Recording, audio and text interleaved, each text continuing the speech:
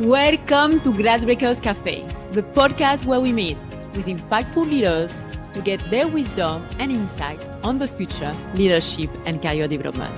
Our goal is to inspire you and empower you to live an unlimited and smart future by breaking free from limiting beliefs, firefighting, and the invisible walls of our society. I'm your host, Cindy Montgenie, future work expert, diversity accelerator, executive coach, and international speaker.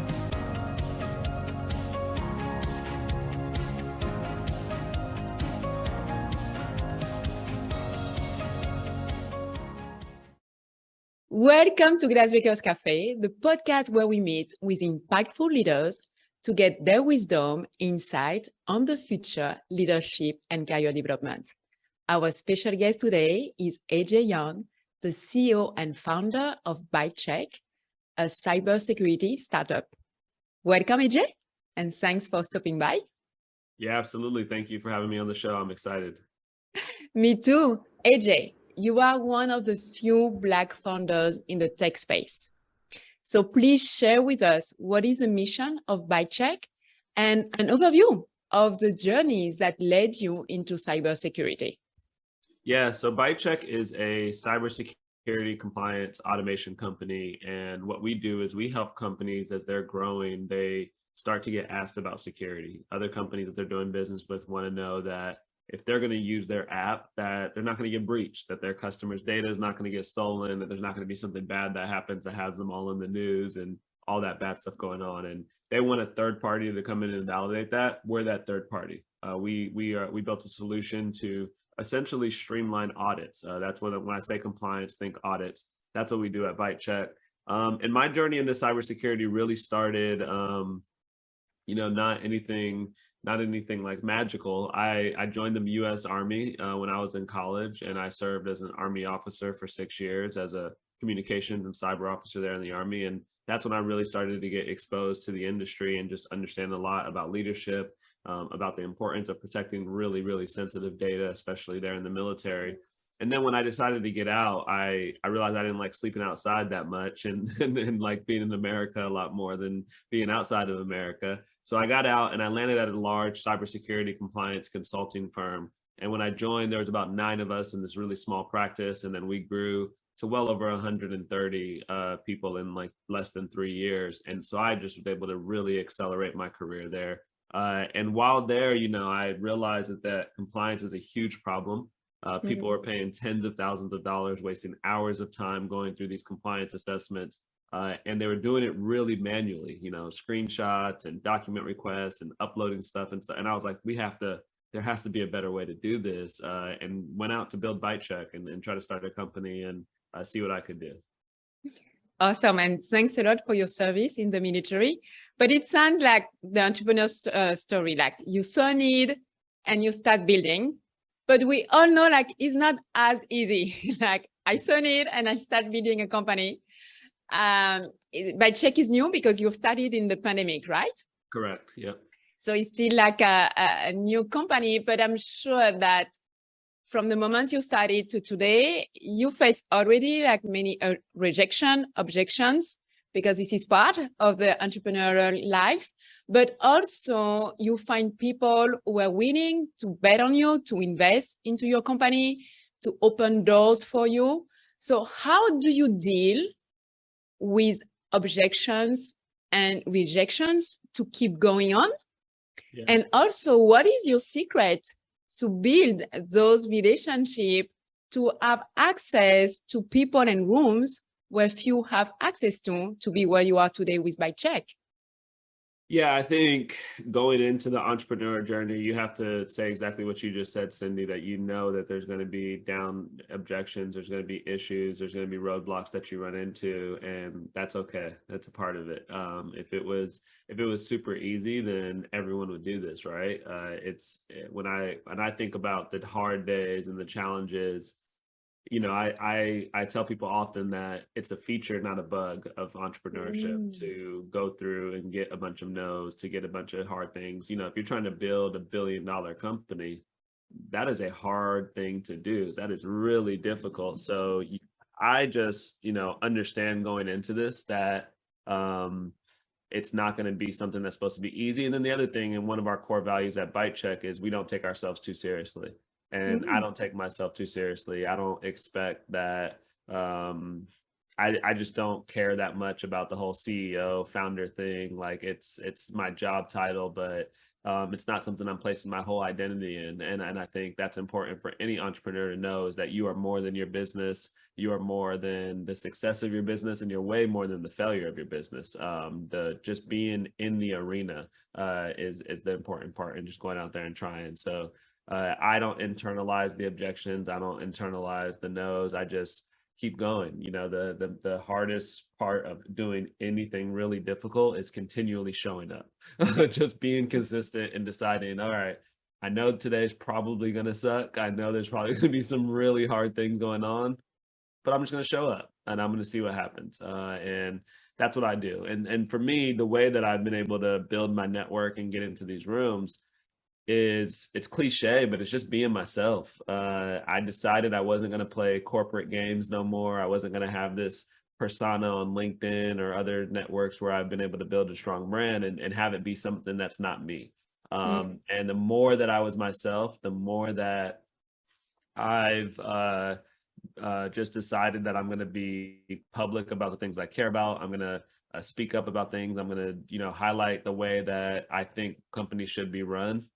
The more people reached out to me, the more my network grew, because they saw that authenticity. And then also, I think a superpower of any entrepreneur is shamelessness. Like you got to be willing to like go and DM people and reach out to people and like get told no often. Like you got to be that person that's doing door-to-door sales, essentially. Just keep knocking until somebody says, yeah, I want to talk to you. If anybody watched Pursuit of Happiness, you got to be like Will Smith in that movie and just like carrying and lugging that thing down the street and just figuring it out. And I think for me, I've been able to build my network because I haven't been scared to ask for help. I haven't been scared to ask people, hey, can I just meet you? Can I just talk to you? Can I get some of your time? And sometimes those conversations turn into really impactful relationships. So I think you have to be authentic, be yourself, because it's really hard to kind of fake fake who you are as an entrepreneur, because you're going to have bad days and the real you will come out. So be yourself, and then don't have so much ego that you think people are coming to you. Like you got to go out there and put the work in and go to them.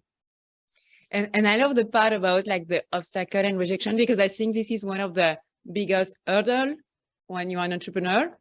And I love your strategy of you don't make it personal, right? It's part. And I love like it's a feature and not a bug. And I think like having like this expectation that this is going to happen definitely help a lot. And authenticity, because I've seen you on stage and really like you are like really this cool guy in tech, and this is awesome, and this is inspiring.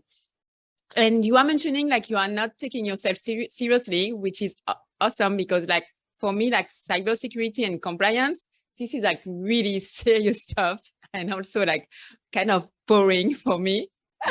And at this moment, you have like a lot going on, because as an entrepreneur and founder, new company, you are like raising money, you are building the team, you are building the product, and also expanding like the client base. And among all those things, I think like when we look at all those companies who became like billion-dollar company, this is all about the culture. Like everything matter, like the funding, the team, the product, the client, but really like culture, it's strategy for breakfast. So in the midst of everything that you need to do, how are you building ByteChek culture to reflect your grit? Because we can tell like you have a lot of grit, your values, your mission, because we can also see like the passion that you have. So ByteChek can become like this powerhouse and also this billion-dollar company in the cybersecurity field. Yeah, I mean, I think it's my military background that has done it for me, that I knew I had to focus on culture from the beginning, because you can't do anything that requires multiple people without a shared mission, without a shared way of operating, without a shared way of just executing on things. So I've over-indexed on culture from a very early stages and made sure that it was top of mind from our first hires to the most recent folks. And the way, you know, we have 4 core values at ByteChek. And we really, it's not like kind of the traditional, a lot of companies have core values, but sometimes they don't actually reflect what's going on. And we actually really believe in those core values, and like it's an important part of our onboarding process. Like we make sure that people truly understand like what we stand for. And I think that's been a big part of it, right? Is just that having that framework for who we are as a company, that framework for what we stand for, that framework for the way that we operate and move. And our 4 core values, the first one is the most important, and is the one that I have built the company on, is people first. Is just making sure that every decision we make is not about the business, it's not about revenue, it's not about the product, it's about the people. It's about, is this a good decision for this human? And it's not just our people, it's our customers, it's our investors, it's for everybody involved. People first is something that I really live by and learned in the military, that doesn't really matter the skills of the team. It matters how the team feels. It matters about if they believe in what they're doing and they're willing to execute, because you can have the most talented person in the world, but if they're not willing to put the work in and execute on those skills, it really doesn't matter. So people first is really important. Our next core value is be courageous. And that's where that grit comes out, where I tell the team, like, it's okay to make mistakes. I actually want you to make mistakes. I want you to go so fast and so hard, and like you're running. So, and I want you to fail, because that's the way we learn. Failure at this stage is a part of it. Like, we're going to have lots of losses. We're not going to win certain deals. The product's going to break. All kinds of bad things happen every single day. So you have to get used to that. And you have to be courageous to say, all right, like, I know this might not work, but I know I won't learn what to do unless I fail. So that's a big one. And then the next one I already talked about, don't take yourself too seriously. And those kind of go hand in hand, right? Where you're okay to be courageous, to go out and fail, because you're not taking yourself too seriously. Because you're not saying that this failure is going to end my career, and really creating that culture where people feel free to execute and have that independence and move. And then our last one is pursuing excellence together. We're in the cybersecurity space, so like we do have to do things at a very high level and a high quality, but we do it together. We help each other. It doesn't matter if you're in sales, if you're in marketing, everyone jumps in and helps out. It's really a team sport for what we're doing here at ByteChek, and that's the way we've kind of built the culture. Other things that we do that I think a lot of companies that are in this new remote work environment, they focus only on remote work. They don't focus on remote collaboration. They don't focus on building the culture where you can have these conversations that are outside of work. And in most remote environments, the only time you talk to your coworker is just hopping on a Zoom for a client or for a work meeting. You're not just meeting them and saying, hey, how was your weekend? How are things going? Did you see the game yesterday? And having all of these avenues and opportunities for people to talk about other things. So we do a lot here at ByteChek to encourage those like cooler talk type of conversations, encourage conversations around topics that you probably would only come up in person, but we're creating ways to do it in the remote world. And we really focus on that collaboration. And then one of the really, really cool things we do here at ByteChek from a culture perspective is we have 4-day work weeks. We don't work on Fridays. I believe that a focused 32 hours is better than an unfocused 40 hours. There's a study recently that came out that said people only work about 2 hours and 45 minutes in an 8-hour day. The rest of the time they're just, messaging, talking, doing all this other stuff. They're not actually working 8 hours. And I think if everybody kind of thinks about it and looks honestly at most of their days, it's probably pretty accurate. You're probably not actually working for 8 hours straight. You probably have some distractions in there that you're doing. And we preach this culture of deep work and focus here. And I truly believe that you can get a lot done by just focusing and locking in for a shorter period of time than having all these little bouts of sprints throughout the week where we can really go hard for 32 hours and get a lot done. And it's proven to be really beneficial, both for the business from a productivity and growth perspective, but also for our people. Our people are are happy. They show up every Monday ready to get to work because they have space and time for themselves. They have the extra day to just do some things, to sleep in, to work out, to go handle their appointments. And that's something that goes back to our people first core value. If you're going to be people first, you got to give people time to be people.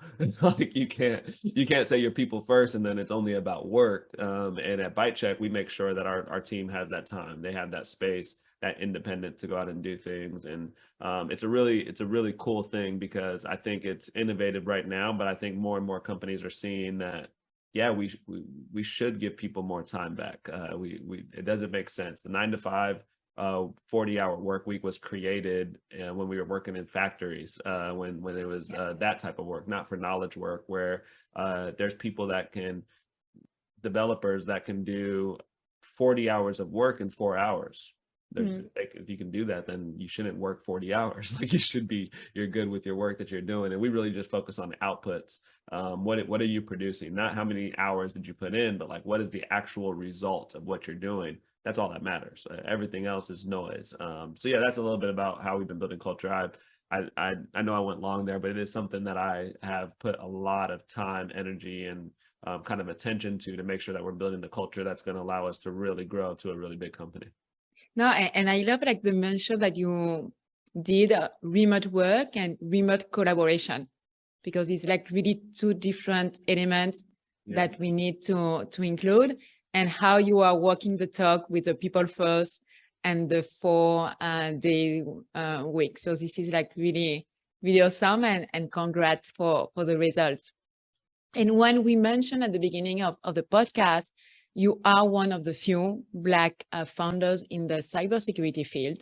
And this is a growing field.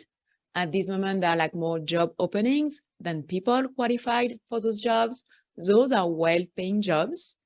And the reason why we are here today is because I've heard you speak, and I was like really like super impacted by everything you've been sharing this day, but also by your passion to close this gap and also to bring more minorities into the field.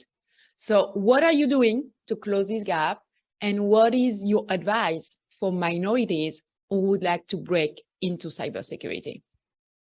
Yeah, for me, there's a few ways that I see that I can directly impact getting more people like us that look like us into this field. And the first is I have to continue to be public. I have to continue to be a representation for people to see like, oh, I can be a cybersecurity founder. I can go out and do these things that I've dreamed about, but I never saw anyone that looked like me doing. I think representation is really, really important.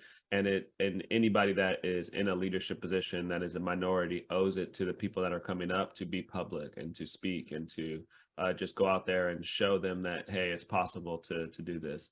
The other aspect is making sure that I'm hiring a diverse team, that we have a significant amount of folks on our team that are Black, brown, from underrepresented backgrounds. And we've done that. You know, most of it, I don't know the exact stat, but I think well over 50% of our team are Black or minorities, and half of our leadership team are women, and a significant amount of our team are Black women. So it's something that has been core to what we're doing. We'll continue as we grow the company. We'll make sure that we have diversity metrics that we kind of assess ourselves on to make sure that we're not building companies that look like every other company out there. That is a company that is truly diverse. And one of the rules we have is that we cannot close a interview process until we have interviewed a minority candidate. You have to interview at least one minority candidate before you can close in the interview process. And we'll continue to do that, where the challenge with folks breaking into this industry is oftentimes we don't get a chance. We don't get the interview. We don't get the opportunity just to even present ourselves because we're not breaking through those gates. So we'll make sure that our pipelines include people that are from underrepresented groups. And then, you know, I think mentoring is a big thing for me as well. I obviously can't hire everyone in the world that is a Black person or a brown person as much as I would want to. but I can give folks advice and spend time with people one-on-one to really help them grow their careers. And anytime I mentor someone or help someone out, they always say like, hey, how can I help? How can I pay you back? What can I do? And I'm like, well, now you got to go get someone else in the field. Your job is to pay it forward and go pull someone else up. And that's my challenge to all of the folks that I mentor and reach out to and help is, it's you got to do the next step. You got to take it in. And I think that's the way that we do this, is like we just continue to create more and more of us in this field that can reach back and pick folks up. And for people trying to break in, I think I would focus on learning the cloud. Pick a cloud provider, Amazon, Microsoft, Google, doesn't matter, and learn as much about the cloud as you can, because every company is a cloud company nowadays. So you can't protect something that you don't know what it is. So go learn what the cloud is. That's really important. And another kind of cliche statement here, but network. If you think you want to be a cybersecurity penetration tester who breaks into people's applications legally and gets paid to do that, then go and find someone that's doing that and talk to them and figure out, what did they do? How did they break into this field? If you want to be a compliance professional, go find a compliance professional to talk to, because you don't know what you don't know. Yes. And it's much better to go hear it from the source than read all of the hundreds of blogs you're going to find when you go online, or take all the boot camps. Like, I'm not saying not to do those things, but you will save yourself. Every time I've talked to someone that is a little bit further ahead than the position that I'm in, I realized how much time I would have wasted if I didn't ask that person those questions. So don't waste that much time by trying to figure all this stuff out on your own. I used to have a boss in the Army that told me, don't suffer in silence. And I think a lot of minorities that are trying to break into an industry suffer in silence. They try to do so much on their own, when there's people out there that they can talk to, that they can ask questions to, that they can spend time with, that will help them navigate some of those pitfalls or roadblocks that we all have run into, that we don't want the next person to do. That if you're if you're thinking about starting a company and it's in a SaaS company, you're thinking about raising some money, chances are I know some things at this point in my career that I can help you avoid some of the mistakes I made. And maybe you get 40 no's instead of 60 no's. You're still gonna have to get some no's, but at least they're not as many. And I think that's a big thing for anyone trying to do anything like hard, like breaking into cybersecurity, is you got to find folks that have been there, done that, so that you can skip the nonsense. You can skip some of the bad steps and accelerate your path. This is powerful, like don't suffer in silence, because I think like this is like really a reality, and that like a lot of people who are telling you no, but also a lot of people like you are willing like to help and to open the doors. Yeah. At this moment, ByteChek mission is definitely towards like cooperation, but one of the reasons why cybersecurity is growing is because this is a field that is important for the government, for organizations, big, large, small, but also for us as individuals. So when we look at the different trends, what will be one trend that you will say for everybody? We need to keep an eye on it so we are not left behind, because this podcast is all about future and leadership also and career. So what is a trend we need to keep an eye on? Yeah, I think I think you'll continue to, I think a trend for anybody, for any company, entrepreneur, is that cybersecurity is going to continue to be really, really important. And the SEC just released a new law or requirement that any company of a certain size has to have a cybersecurity representative on their board. Wow. And that's going to eventually trickle down to the lower levels, where you can't wait until you're 100 people strong to start hiring security professionals. You're going to have to start a lot earlier. You can't wait until your company has 10 customers to think about security. And as a human, as an individual, you can't think that you're not vulnerable no more. Every single person's vulnerable. So I know people as consumers, they hate all of the steps that some of the security stuff makes you do, like multi-factor authentication and getting that little code before you can log on to your bank. I know it's annoying, but please do it. You got to do those things, because cybersecurity, it's getting easier and easier for hackers to do bad things. And it's getting harder and harder for us to protect. So I think the trend that I would mention here is just cybersecurity is not going anywhere. These are long-term problems that the more that the world gets interconnected, the more cybersecurity is going to be important. And if you're a business owner, you need to think about it on day one. If you're a human, just a regular person, you need to think about it on day one. You got to protect your information. Data is more important than money. Your information is way more important than any money. So yeah, I would just say, it's something that's going to be really, really important, and people should take it seriously. No, thank you very much, AJ. And we're coming to an end of our time together. It was went super fast, and you share really a lot of great nuggets. And for the last question, I would like to know, if you could have a superpower, what superpower would you pick? And you have already a lot of superpowers for everything you've been building, but another superpower, what will it be? I think my superpower is that I enjoy solitude, that I am very comfortable being alone and being in silence. And that stems from my mindfulness practice that I just am really dedicated and committed to, meditating every day, going to therapy, and just spending time with myself, and clearing my brain and doing nothing, and finding these pockets throughout the day to disconnect, and throughout the week, throughout the month, to continually disconnect.